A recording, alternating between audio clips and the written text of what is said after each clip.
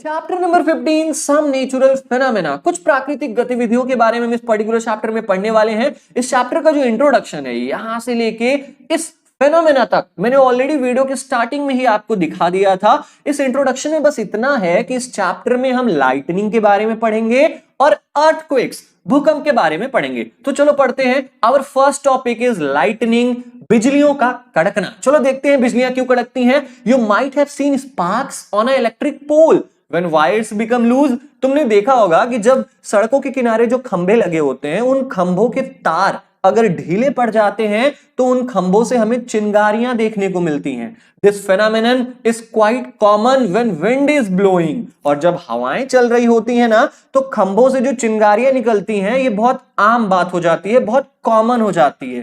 क्यों? क्योंकि हवाओं के चलने से जो वायर्स हैं वो हिलेंगे डुलेंगे, और जब एक बार वायर लूज हो गया, एक बार वायर हमारा हिलने लगा, तो भाई खंभों से चिंगारियां तो निकलेंगी ही निकलेंगी। You might also have seen sparks when a plug is loose in its sockets. तुमने अपने घरों में भी देखा होगा।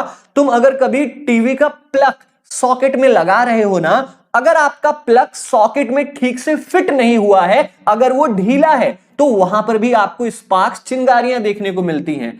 लाइटनिंग भी कुछ इसी प्रकार की एक चिंगारी है, लेकिन ऑन अ ह्यूज स्केल, लेकिन ये बहुत भारी मात्रा में होती है। इसलिए जब कभी भी बिजलियां कड़कती हैं तो हमें बहुत ज्यादा लाइट और बहुत ज्यादा आवाज सुनाई देता है। सुनाई देता है कि नहीं सुनाई देता? बिल्कुल सुनाई देता है। चलो आगे बढ़ते हैं। In ancient times, people did not understand the cause of these sparks. अब पुराने जमाने में लोग समझ ही नहीं पाते थे कि ये आसमान से चिंगारियां क्यों निकल रही हैं। They were therefore afraid of lightning and thought that the wrath of gods was visiting them. और इसलिए जब कभी भी बारिश होती थी या बिजलियां कड़कती थी तो पुराने जमाने के लोग डर जाया करते थे। उन्हें लगता था कि भगवान उनसे गुस्सा है और इसी वजह से ये सारी चीजें हो रही हैं। Now of course we understand that lightning is caused by the accumulation of charges in the clouds. अब हम बच्चे स्मार्ट हो गए हैं, हमें पता है कि बिजलियां क्यों कड़कती हैं। क्यों कड़कती हैं? चलो मैं आपको बताता हूं। लाइटनिंग इज कॉज्ड, बहुत ही इंपॉर्टेंट पॉइंट है, ध्यान से पढ़ना। Lightning is caused by the accumulation of charges in the clouds. जब बादलों में बहुत ज्यादा पॉजिटिव और निगेटिव चार्जेस इकट्ठा हो जाते हैं, एक्यूमुलेट हो जाते हैं, तब जाकर बिजलियां कड़कती हैं। चलो इस चीज को एक फिगर से समझाने की कोशिश करता हूं। ये फिगर जो आप देख पा रहे हो, इस फिगर में यही बताया गया है कि कैसे बिजलियां कड़कती हैं, क्या प्रोसेस होता है। ठीक है, चलो आप देख पा रहे हो ये जो ग्राउंड पे पड़ा हुआ पानी है, जो समुद्रों में पानी है, हमारे यहाँ जो नदियों में पानी है, जब ये बहुत ज्यादा गर्म हो जाता है ना, तब ये एवापोरेट करता है, तब ये भाप बनकर ऊपर आसमान में जाता है और आसमान में जाकर ये क्लाउड्स बनाता है। ठीक है, इन क्लाउड्स के बीच में ना छोटे छोटे आइस पार्टिकल्स होते हैं जो यूं यूं ऐसे ऐसे ऐसे ऐसे मूव कर रहे होते हैं। और जब ये मूव कर रहे होते हैं ना तो इनकी टकरार हो जाती है एक दूसरे से, जिससे कुछ चार्जेस क्रिएट होते हैं। जो पॉजिटिव चार्ज होता है ये क्लाउड्स के ऊपर वाले हिस्से में इकट्ठा हो जाता है, और जो निगेटिव चार्ज क्रिएट होता है वो क्लाउड के नीचे वाले हिस्से पे इकट्ठा हो जाता है। अब जब ये क्लाउड का जो लोअर पार्ट है, यहां पर निगेटिव चार्जेस इकट्ठा हो गए हैं, तो ये निगेटिव चार्ज जमीन पर, ग्राउंड पर पड़े सभी पॉजिटिव चार्जेस को अपनी ओर अट्रैक्ट करेगा। लेकिन बीच में एयर है, इसलिए ये पॉजिटिव चार्ज इस निगेटिव चार्ज से नहीं मिल सकता।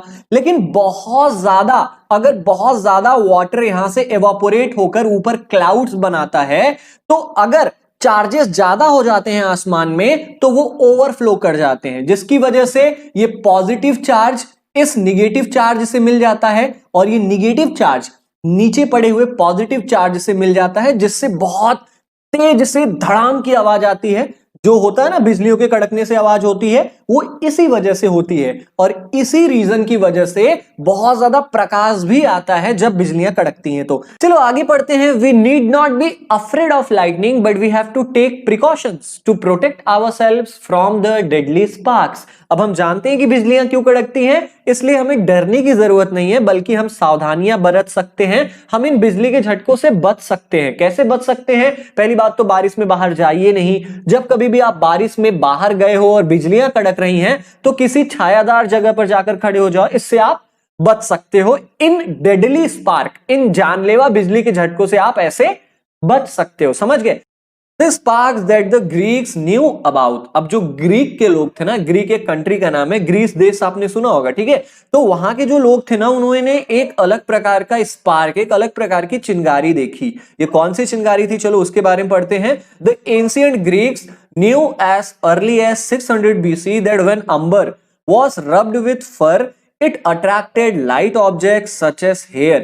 उन्होंने देखा, एंशिएंट ग्रीक के लोगों ने देखा, ये तब की बात है 600 BC, ठीक है, 600 बिफोर क्राइस्ट, ये एक ईयर है, तब की बात है। उन्होंने देखा कि जब हम अंबर को फर के साथ रगड़ते हैं, जब हम अंबर को रोए के साथ रगड़ते हैं, तो अंबर चार्ज हो जाता है और हल्के फुल्के ऑब्जेक्ट्स जैसे कि हमारा हेयर हो गया, बाल हो गया, इसको अपनी तरफ अट्रैक्ट करने लगता है। अंबर क्या होता है? अंबर एक प्रकार का रेजिन होता है। रेजिन मतलब क्या होता है, पहले ये जानो। आपने देखा होगा कि कभी कभी नींबू के पेड़ में से ना एक अलग प्रकार का चिपचिपा पदार्थ, एक जेली निकल के आता है, उसे हम रेजिन ही कहते हैं, ठीक है। तो अंबर भी एक तरीके का रेजिन है। आजकल ये गहने वहने बनाने के लिए यूज होता है, बहुत सजावट की भी काम में आता है, ठीक है। तो जब अंबर चार्ज हो जाता था, जब हम अंबर को रोए के साथ रगड़ते थे ना, तो अंबर चार्ज हो जाता था, जिसकी वजह से ये हल्के फुल्के ऑब्जेक्ट जैसे कि हमारा बाल हो गया, इसको अपनी तरफ अट्रैक्ट कर सकता था। उन्होंने ये देखा, ठीक है। You might have seen that when you take off woollen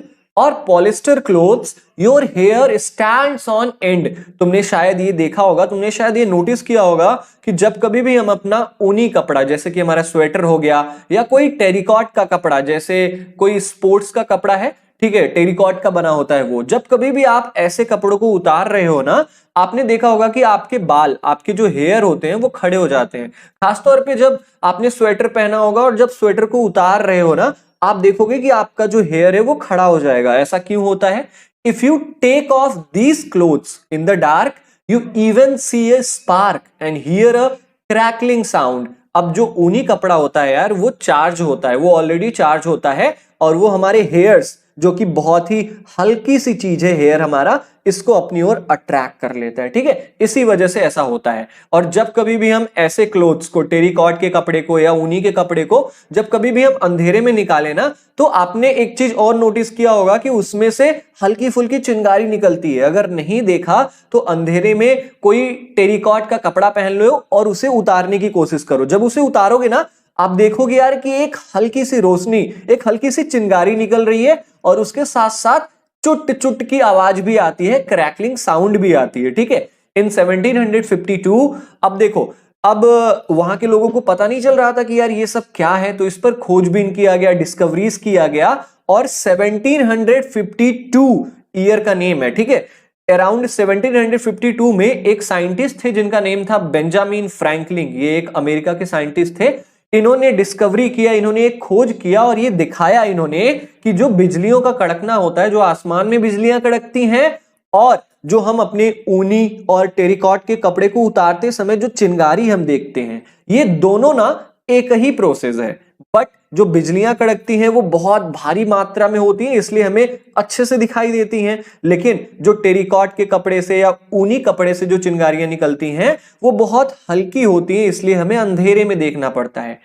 However, it took 2000 years for this realization to occur। Benjamin Franklin ने इसे 1752 में ही बता दिया था कि भाई ऐसा ऐसा है, लेकिन इस बात का लोगों को विश्वास ही नहीं हो रहा था, और इसलिए इस पर काफी डिस्कवरीज किया गया, और 2000 साल बाद ये कंफर्म हुआ कि बिजलियों का कड़कना और जो टेरिकॉट के कपड़े जब हम पहने होते हैं और जब उसे उतारते हैं तब जो चिंगारी निकलती है, वो दोनों सेम प्रोसेस है, ठीक है। अब बूझो सोच रहा है कि यार एक ही चीज जो बेंजामिन फ्रैंकलिन ने 1752 में बता दी थी, इस बात को फिर से दोबारा कंफर्म करने के लिए 2000 साल कैसे लग गए? पहली इसको बता रही है कि scientific discoveries are a result of hard work by many people. जो वैज्ञानिक खोजबीन होता है ना, वो बहुत लोगों के द्वारा किया जाता है और बहुत मेहनत से किया जाता है।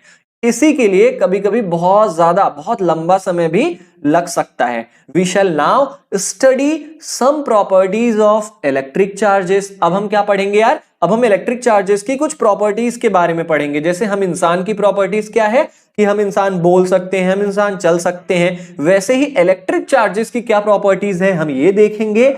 और हम क्या पढ़ेंगे, we shall also see how they are related to the lightning in the sky. हम ये देखेंगे कि कैसे इलेक्ट्रिक चार्जेस जो आसमान में बिजलियां कड़कती है ना, उससे कैसे रिलेशन है, क्या क्या रोल है इन इलेक्ट्रिक चार्जेस का बिजलियों को कड़कने में।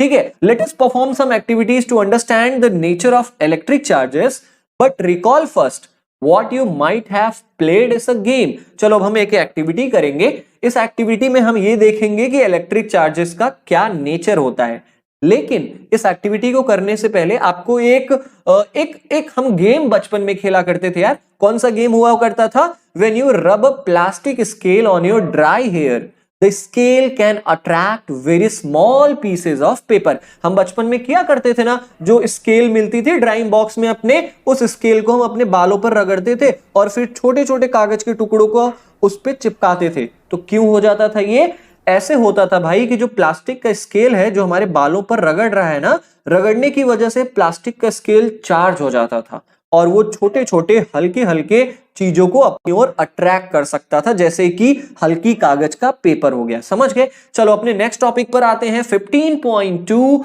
Charging by rubbing. रगड़ने से कैसे ऑब्जेक्ट्स चार्ज हो जाते हैं। एक ऑब्जेक्ट को अगर हम दूसरे ऑब्जेक्ट से रगड़ते हैं तो कैसे दोनों ऑब्जेक्ट चार्ज हो जाते हैं, इस चीज को हम देखते हैं एक एक्टिविटी से। एक्टिविटी नंबर 15.1 क्या है इस एक्टिविटी में, take a used ball pen refill and rub it vigorously with a piece of polythene. आपको करना क्या है, जो पेन होती है आपके पास, कोई भी पेन हो, उस पेन की रिफिल निकालो और रिफिल निकालने के बाद कोई एक पॉलिथीन ले लो, पॉलिथीन जिसमें सब्जियां लेके आते हैं आपके पापा, उस पॉलिथीन में ना अपने पेन की रिफिल बहुत तेजी से रगड़ो। ठीक है, रब करो। Bring it close to small pieces of paper, और उसके बाद जब रिफिल आपका चार्ज हो जाए तो उसे हल्के हल्के कागज के टुकड़ों के पास ले आओ। Take care not to touch the rubbed end of the refill with your hand और विथ अ मेटेलिक ऑब्जेक्ट। एक बात का ध्यान रखना इस एक्टिविटी को करते हुए कि जब कभी भी आप रिफिल को पॉलिथीन से रगड़ना ना, तो रगड़ने के बाद जहां पर आपने रगड़ा है रिफिल को, वहां पर अपने हाथों से टच नहीं करना, क्योंकि चार्जेस ट्रांसफर हो जाएंगे, फिर हल्के हल्के ऑब्जेक्ट्स को आपका रिफिल अपनी ओर खींच नहीं पाएगा। ठीक है, तो जब आप पॉलिथीन को रिफिल के साथ रगड़ते हो तो रिफिल हमारा चार्ज हो जाता है और हल्के हल्के ऑब्जेक्ट्स को अपनी ओर खींच सकता है, जैसे कि छोटे छोटे कागज बाल को खींच सकता है। ठीक है, repeat the activity with small pieces of dry leaf, husk and mustard seeds. आपको इस एक्टिविटी को दोबारा करना है, मतलब रिफिल को रगड़ो पॉलिथीन से और उसके बाद जो सूखी पत्तियां होती हैं, जो पेड़ से गिरी हुई सूखी पत्तियां होती है ना, उसकी तरफ ले जाओ। देखो कि क्या पत्तियां इस रिफिल से अट्रैक्ट हो रही हैं या नहीं हो रही हैं। जो हस्क होता है, गांव में भूसा होता है ना गाय को खाने के लिए, उसका एक टुकड़ा ले लो और फिर अपने रिफिल से अट्रैक्ट करने की कोशिश करो। देखो होता है कि नहीं होता है। जो सरसों का एक दाना होता है, जो सरसों का एक छोटा सा दाना होता है ना, उसको भी रिफिल से अट्रैक्ट करने की कोशिश करो। देखो होता है कि नहीं होता, और ऑब्जर्व करो कि देखो कौन सी चीज अट्रैक्ट होती है, कौन सी चीज अट्रैक्ट नहीं होती है। ठीक है, चलो आगे बढ़ते हैं। When a plastic refill is rubbed with polythene, it acquires a small electric charge। जैसा कि हमने इस एक्टिविटी में देखा कि जब हम अपने पेन के रिफिल को किसी पॉलिथीन के साथ रगड़ते हैं ना, तो इस रिफिल के पास कुछ इलेक्ट्रिक चार्जेस आ जाती हैं रगड़ने की वजह से। ठीक है, हम इस चीज को टेस्ट भी कर सकते हैं। हम अपने रिफिल को किसी छोटे छोटे कागज के टुकड़ों के पास अगर ले जाएंगे ना, तो हम देखेंगे कि वो पीस ऑफ पेपर्स इस रिफिल की तरफ अट्रैक्ट हो गई हैं। इसका मतलब क्या है, मतलब ये जो रिफिल है ये इस पॉलिथीन की रगड़ने की वजह से चार्ज हो गया है। समझ में आया? बिल्कुल इसी तरीके से जब हम अपने प्लास्टिक के कंघी को अपने सूखे बालों के साथ रगड़ते हैं ना, तो प्लास्टिक की कंघी भी चार्ज हो जाती है और वो छोटे छोटे कागज के टुकड़ों को अट्रैक्ट कर सकती है। ठीक है, these objects are called charged objects, और इसीलिए हम इन ऑब्जेक्ट्स को, इन चीजों को चार्ज्ड ऑब्जेक्ट्स कहते हैं। In the process of charging the refill and the plastic comb, polythene and hair also gets charge. ध्यान रहे कि जब हम रिफिल और प्लास्टिक की कंघी को चार्ज कर रहे हैं रगड़ के पॉलिथीन और अपने हेयर्स से ना, तो केवल रिफिल और प्लास्टिक की कंघी ही चार्ज नहीं हो रही, बल्कि ये पॉलिथीन और हमारे हेयर्स भी चार्ज हो जा रहे हैं इस प्रोसेस में। ठीक है, समझ में आया? चलो आगे बढ़ते हैं। Let's try to charge some other objects that are familiar to you। अब इस एक्टिविटी 15.2 में ना यार यहां पर कुछ चीजें दी गई हैं। देखो इस एक्टिविटी को हम करते हैं और इस टेबल को भरते हैं। यहां पर कुछ ऑब्जेक्ट्स दिया गया है, इस टेबल के ऑब्जेक्ट्स को हमें इस वाले टेबल के ऑब्जेक्ट के साथ रब करना है, रगड़ना है। जैसे देखो रिफिल ले लो प्लास्टिक की, उसे पॉलिथीन के साथ रगड़ो। बलून गुब्बारा ले लो, उसे फुला लो और फिर पॉलिथीन के साथ रगड़ो। इरेजर जो हमारा जो इरेजर आता है ना रबड़ पेंसिल को इरेज करने के लिए, उस इरेजर को लो और ऊन से रगड़ो, वूल से रगड़ो। फिर देखो क्या होता है, जो स्टील की चम्मच होती है ना उसे पॉलिथीन से रगड़ो। फिर देखो क्या होता है, कुछ ऐसी और भी चीजें ले लो। कॉइन ले लो, सिक्का को जो हमारी जो पैसों की कॉइन होती है ना, कॉइन ले लो और उसे पॉलिथीन से रगड़ो। देखो क्या होता है। चलो जब आप ये एक्टिविटी करोगे ना तो आप देखोगे कि जब हम रिफिल को पॉलिथीन के साथ रगड़ते हैं ना और उसके बाद जब हम छोटे छोटे कागज के टुकड़ों के पास ले जाते हैं रिफिल को, तो रिफिल उन कागज के टुकड़ों को अट्रैक्ट कर लेता है। इसका मतलब क्या है, यहां पर हम भरेंगे अट्रैक्ट्स, ठीक है, और यहां पर हम भरेंगे चार्ज्ड। अट्रैक्ट कर रहा है मतलब चार्ज है, नहीं अट्रैक्ट कर रहा मतलब नॉट चार्ज्ड। समझ गए, पहले में क्या भरोगे, अट्रैक्ट्स और चार्ज्ड। दूसरा, जब हम बलून को पॉलिथीन के साथ रगड़ेंगे तो हम फिर से देखेंगे कि ये जो बलून है ना ये छोटे छोटे कागज के टुकड़ों को अपनी तरफ अट्रैक्ट कर पा रहा है। अट्रैक्ट्स लिखेंगे इस वजह से और यहां पर लिखेंगे चार्ज्ड, ठीक है। जब हम इरेजर को वूल से, ऊन से रगड़ेंगे ना तो हम देखेंगे कि ये इरेजर फिर से कुछ छोटे छोटे कागज के टुकड़ों को अट्रैक्ट कर पा रहा है। इसका मतलब यहां पर हम लिखेंगे अट्रैक्ट्स और यहां पर हम लिखेंगे चार्ज्ड। ये सारी चीजें हमें पता है क्योंकि मैंने ये एक्टिविटी की हुई है। आप भी करना, आपको भी पता चल जाएगी, ठीक है। स्टील का जो चम्मच होता है जब हम इसे पॉलिथीन के साथ रगड़ते हैं, स्टील का चम्मच चार्ज नहीं होता, ध्यान रहे, क्योंकि ये मेटल है, ये स्टील है ना, ये मेटल है और इसी के लिए जब हम इसे पॉलिथीन से रगड़ेंगे तो ये चार्ज नहीं होगा। इसलिए हम यहां पर लिखेंगे डज नॉट चार्ज या डज नॉट अट्रैक्ट, ठीक है, और यहां पर लिखेंगे हम नॉट चार्ज्ड। क्वाइन हमने लिया था, सिक्के को जब हम पॉलिथीन से रगड़ते हैं तो सिक्का, ये जो क्वाइन है ये भी एक मेटल है और इसलिए ये अट्रैक्ट नहीं करेगा। Does not attract pieces of paper, ठीक है, और यहां पर हम लिखेंगे नॉट चार्ज्ड। तो होप आपको टेबल 15.1 अच्छे से समझ में आ गया होगा, ठीक है। आप और भी चीजें ले सकते हो, एक दूसरे से रगड़ के देखो क्या और भी चीजें ऐसी हैं जो चार्ज हो जाती हैं, ठीक है, ये आपके लिए बहुत फन होगा। चलो ओके, हम अपने थर्ड टॉपिक पर चलेंगे, types of charges and there interaction. हम इस टॉपिक में पढ़ेंगे कि चार्जेस कितने प्रकार के होते हैं। नॉर्मली चार्जेस दो प्रकार के होते हैं, पॉजिटिव और निगेटिव, ठीक है, और हम पढ़ेंगे कि ये चार्जेस कब एक दूसरे से इंटरैक्ट करते हैं, मतलब कब एक दूसरे से मिलते हैं और कब एक दूसरे से दूर जाते हैं, रिपेल करते हैं, ठीक है। चलो स्टार्ट करते हैं इस टॉपिक को। We will select some objects from table 15.1 for the next activity.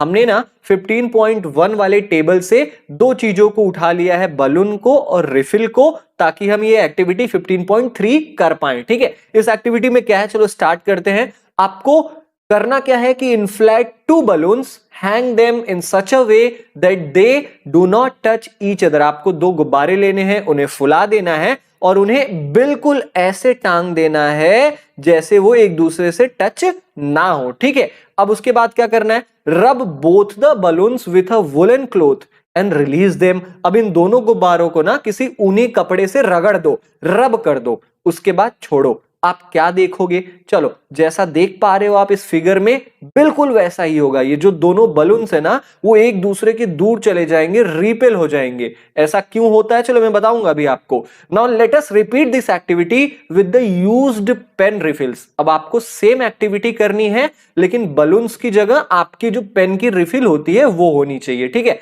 करना क्या है, rub one refill with polythene, place it carefully in a glass tumbler using the tumbler as a stand. आपको करना क्या है, आपको पेन की रिफिल निकालनी है, फिर उसे किसी पॉलिथीन से रगड़ना है, उसके बाद एक ग्लास ले लो, प्लास्टिक का या शीशे का ग्लास ले लो और बिल्कुल ऐसे रख दो रिफिल को, ठीक है। उसके बाद करना क्या है, rub the other refill also with polythene, bring it close to the charged refill. आपको दूसरी रिफिल लेनी है, उसे भी पॉलिथीन के साथ रगड़ना है और ग्लास में पहली वाली रिफिल के साथ रख देना है। Be careful not to touch the charged end with your hand। ध्यान रहे कि आपने रिफिल का जो हिस्सा पॉलिथीन के साथ रगड़ा है उस हिस्से को अपने हाथों से, अपने हैंड से टच नहीं करना, क्योंकि रिफिल जो हमारा अब तक चार्ज है वो आपके हैंड से टच होने के बाद डिस्चार्ज हो जाएगा और ये एक्टिविटी हमारी फेल हो जाएगी। समझ गए? Is there any effect on the refill in the tumbler? जब तुम दोनों रिफिल्स को एक ही ग्लास में रखोगे तो क्या तुम्हें उन रिफिल में कोई फर्क दिख रहा है? Do the two attract each other और रिपेल ईच अदर? तुम क्या देखोगे कि ये जो रिफिल्स हैं, ये जो बलून्स हैं, वो एक दूसरे को अट्रैक्ट कर रही हैं या एक दूसरे से दूर जा रही हैं? क्या देखोगे तुम? चलो मैं आपको बताता हूं यार। ये जो बलून है ना, इन दोनों बलून्स को अगर हम ऊनी कपड़े, वुलन क्लोथ से रगड़ते हैं तो ये दोनों बलून ना सेम चार्जेस ले लेते हैं, और हम जानते हैं कि सेम चार्जेस क्या होते हैं, एक दूसरे को रिपेल करते हैं, एक दूसरे से दूर जाते हैं। समझ गए? और यही रीजन है इस रिफिल का भी। अगर इस रिफिल को भी हम पॉलीथीन से रगड़ेंगे, इस रिफिल को भी हम पॉलीथीन से रगड़ेंगे, तो दोनों रिफिल में एक ही चार्ज होगा, और हम जानते हैं कि same charges repel each other and opposite charges attract each other. ठीक है, अब देखो, अब कुछ और एक्सपेरिमेंट करना है हमें। चलो, अभी तक तो हमने बलून और बलून को साथ में रखकर देखा था, रिफिल को रिफिल के साथ में रख के देखा था। अब हम बलून और रिफिल इन दोनों को पास में लेके आते हैं, फिर देखते हैं कि क्या होता है। जब आप लेके आओगे ना, तो आप देखोगे कि ये बलून आपका इस रिफिल को अट्रैक्ट कर लेता है। क्यों? क्योंकि भाई बलून है, इसके पास अलग चार्ज है, और ये रिफिल है, इसके पास अलग चार्ज है।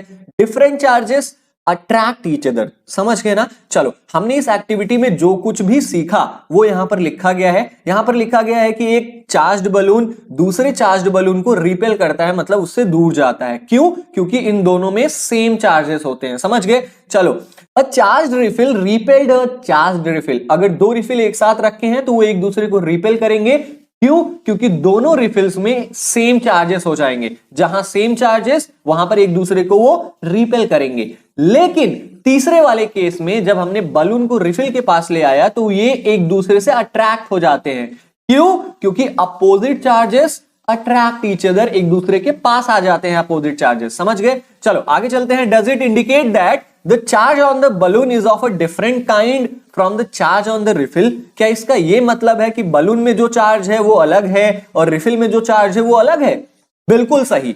बलून में हो सकता है पॉजिटिव चार्ज हो और इस रिफिल में हो सकता है निगेटिव चार्ज हो, या इस बलून में निगेटिव चार्ज हो तो इस रिफिल में पॉजिटिव चार्ज हो। ठीक है, चलो आगे चलते हैं कि can we say then that there are two kinds of charges? क्या हम ऐसा कह सकते हैं कि केवल दो ही प्रकार के चार्जेस होते हैं? हाँ, बिल्कुल कह सकते हो, एक प्लस और एक minus. Can we also say that the charges of the same kind repel each other? क्या हम ये भी कह सकते हैं कि अगर पॉजिटिव चार्जेस को हम एक साथ लेके आए तो क्या वो एक दूसरे को रिपेल करेंगे? बिल्कुल करेंगे। क्यों? क्योंकि यहां पर लिखा भी गया है कि सेम काइंड वाले चार्जेस एक दूसरे को रिपेल करते हैं।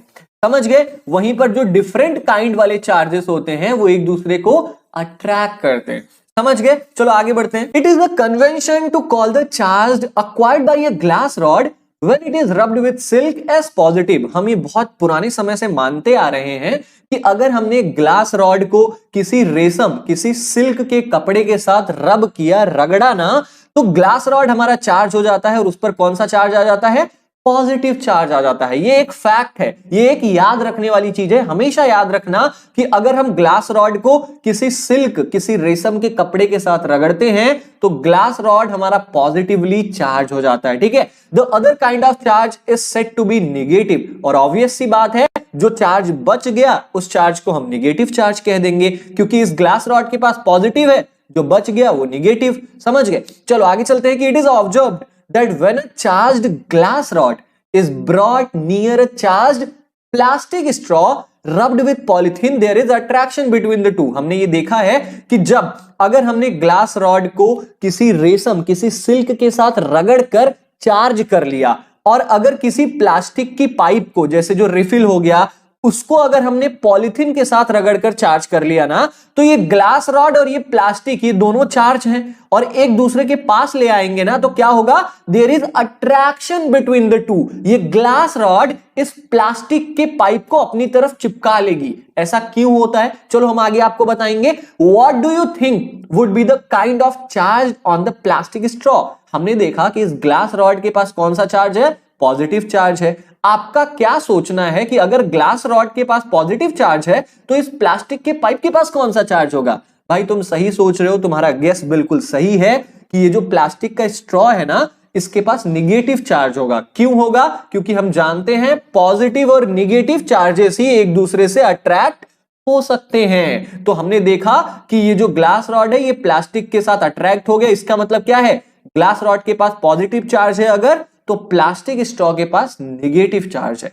ठीक है, यहां तक समझ लिया। चलो आगे पढ़ते हैं। The electrical charges generated by rubbing are static. अब यहां पर कुछ ज्ञान की बातें बताई गई हैं कि जो चार्जेस हमने डेवलप किया है दो चीजों को रगड़कर, जैसे हमने रिफिल को पॉलीथीन के साथ रगड़ा था तो हमने देखा था ना कि रिफिल चार्ज हो गया है। सेम ऐसे अभी हमने ग्लास रॉड को सिल्क के साथ रगड़ा तो हमने देखा ग्लास रॉड हमारा चार्ज हो गया है। तो ये जो चार्जेस है ना, ये स्टैटिक चार्जेस हैं। चार्जेस दो प्रकार के होते हैं, पॉजिटिव निगेटिव तो होते ही है, इनके अलावा स्टैटिक चार्जेस और डायनामिक चार्जेस। स्टैटिक का मतलब ऐसे चार्जेस जो एक जगह से दूसरे जगह मूव नहीं करते हैं।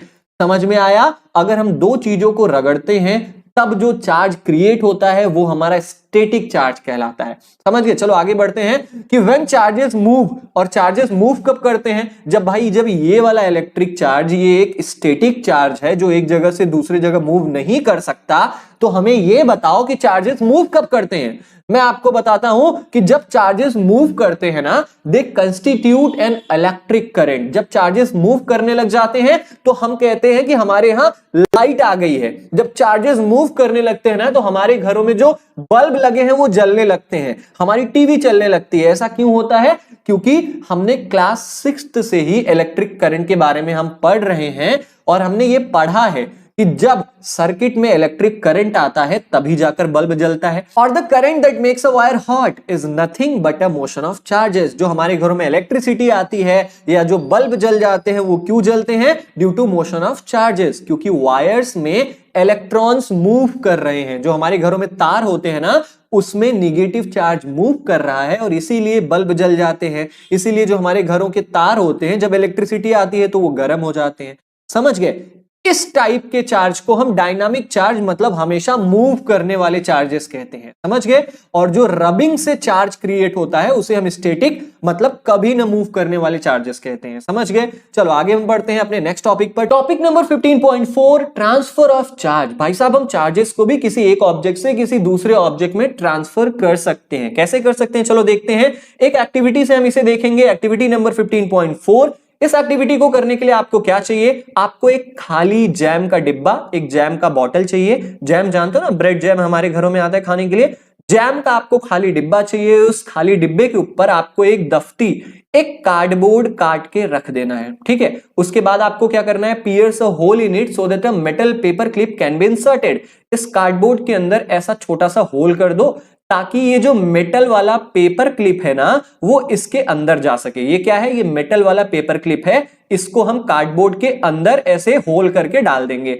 उसके बाद क्या करना है? उसके बाद ये जो दो पट्टियां दिख रही है ना, ये तुम्हें कहां से मिलेंगी? ये एल्युमिनियम की पट्टियां हैं, कहीं पर भी मिल जाएंगी आपको, किसी हार्डवेयर की दुकान पर मिल जाएंगी। इनकी साइज 4 सेंटीमीटर लंबी और 1 सेंटीमीटर चौड़ी होनी चाहिए। ठीक है? ऐसे ही एक मेटल पेपर क्लिप ले लो। इस मेटल वाले पेपर क्लिप पे दो एल्युमिनियम की पट्टियां ऐसे लटका दो और उसके बाद आपको क्या करना है? Charge refill and touch it with the end of the paper clip. आपको एक रिफिल लेना है, उसको पॉलिथीन से रगड़कर चार्ज कर लेना है।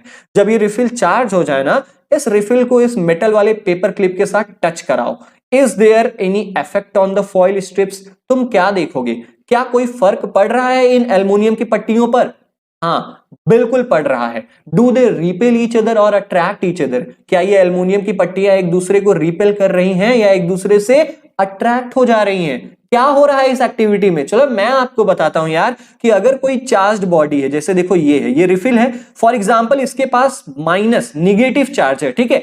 तो ये अपना निगेटिव चार्ज इस मेटल पेपर क्लिप के थ्रू ट्रांसफर करके इन एल्युमिनियम की पट्टियों को दे देगा, जिसकी वजह से इन एल्युमिनियम स्ट्रिप्स पर भी निगेटिव चार्ज और निगेटिव चार्ज हो जाएगा, क्योंकि इस रिफिल के पास केवल एक ही चार्ज है, निगेटिव वाला। ये इन एल्युमिनियम स्ट्रिप्स को भी निगेटिव चार्ज ही देगा और जहां पर दो सेम चार्जेस हो गए वो एक दूसरे से रिपेल करेंगे, दूर जाएंगे। अब समझ गए? चलो क्यों ऐसा होता है हम इसको और कोई चार्ज बॉडी ले ले, चाहे तुम ग्लास रॉड भी ले लो यहां पर, चाहे तुम स्केल को अपने बालों से रगड़ लो और फिर इस मेटल वाले पेपर क्लिप से टच कराओगे ना, तुम देखोगे कि हर बार ये जो एल्युमिनियम की पट्टियां हैं एक दूसरे को रिपेल कर दे रही हैं। ऐसा क्यों हो रहा है? क्योंकि जो भी ऑब्जेक्ट होगा उसमें केवल एक ही चार्ज तो होगा ना, या तो पॉजिटिव या तो निगेटिव। अब अगर इसके पास पॉजिटिव चार्ज भी है तो पॉजिटिव नीचे आकर इसे भी पॉजिटिव चार्ज कर देगा और इसे भी पॉजिटिवली चार्ज कर देगा। दोनों के पास जब पॉजिटिव चार्ज, तो हम जानते हैं पॉजिटिव पॉजिटिव एक दूसरे से दूर भागते हैं, रिपेल करते हैं। समझ गए? चलो, can this apparatus be used to detect whether a body is charged और नॉट? क्या हम इस मशीन को यूज कर सकते हैं ये पता लगाने के लिए कि कोई बॉडी चार्ज है या नहीं है? बिल्कुल कर सकते हैं। अगर कोई चार्ज बॉडी होगी तो ये एल्युमिनियम स्ट्रिप्स दूर हो जाएंगी। अगर कोई ऑब्जेक्ट चार्ज नहीं होगा तो इन एल्युमिनियम की पट्टियों पर कोई फर्क नहीं पड़ेगा। इससे हम पता लगा पाएंगे कि कौन सी ऑब्जेक्ट चार्ज है, कौन सी ऑब्जेक्ट चार्ज नहीं है। ठीक है, चलो, can you explain why the foil strips repel each other? क्या तुम्हें पता है कि ये एल्युमिनियम की पट्टियां एक दूसरे को रिपेल क्यों करती है? बिल्कुल पता है। क्यों? क्योंकि इन एल्युमिनियम की पट्टियों के पास सेम चार्जेस आ जाएंगे, या तो निगेटिव निगेटिव या तो पॉजिटिव पॉजिटिव। ठीक है, चलो यहां पर पढ़ते हैं जो इस एक्टिविटी में हुआ है, यहां पर बताया गया है। चलो एक रनिंग वे में पढ़ लेते हैं कि जो एल्युमिनियम की पट्टियां है ना, receive the same charges from the charge refill. इस चार्ज रिफिल के पास अगर माइनस चार्ज है तो यही चार्ज इन दोनों पट्टियों के पास भी आएगा, और इन दो पट्टियों पे अगर सेम चार्जेस हो गए तो ये एक दूसरे को क्या करेंगे? रिपेल करेंगे। जो स्ट्रिप है carrying similar charges repel each other and they become wide open, और जिसकी वजह से ये एल्युमिनियम की पट्टियां दूर दूर हो जाएंगी। ठीक है, such a device can be used to test whether an object is carrying charge और नॉट। इस प्रकार के यंत्र का हम यूज कर सकते हैं ये पता लगाने के लिए कि कोई ऑब्जेक्ट चार्ज है या कोई ऑब्जेक्ट चार्ज नहीं है, और इसीलिए हम इस डिवाइस का एक स्पेशल नाम देते हैं इलेक्ट्रोस्कोप। याद रहेगा ना इलेक्ट्रोस्कोप क्या है? Electroscope is a device used to test whether any object is charged और नॉट। समझ गए? चलो आगे पढ़ते हैं कि thus we find that electrical charge can be transferred from a charged object to another through a metal conductor। और इसी वजह से, इस एक्टिविटी के करने की वजह से हमें यह पता चलता है कि कोई एक चार्ज ऑब्जेक्ट है, अगर जैसे ये रिफिल है, तो वो अपने चार्ज को दूसरे ऑब्जेक्ट में भी ट्रांसफर कर सकता है किसी मेटल के थ्रू। इस वाले मेटल पेपर टिप के थ्रू हमने किया था ना, तो बिल्कुल ऐसे ही किसी एक ऑब्जेक्ट से हम किसी दूसरे ऑब्जेक्ट में अपने चार्जेस को ट्रांसफर कर सकते हैं। समझ में आया? आई होप यार कि आपको वीडियो पसंद आया होगा। पार्ट 1 में बस इतना ही। यार देखो, वीडियो शेयर किया करो यार, इतने ज्यादा सब्सक्राइबर्स होने के बाद भी बहुत टाइम लग जाता है वीडियो वायरल होने में। So please, it's a humble request, और चैनल को भी सब्सक्राइब करो, वीडियो को शेयर करो। मिलते हैं अपनी अगली वीडियो में, तब तक के लिए जय हिंद।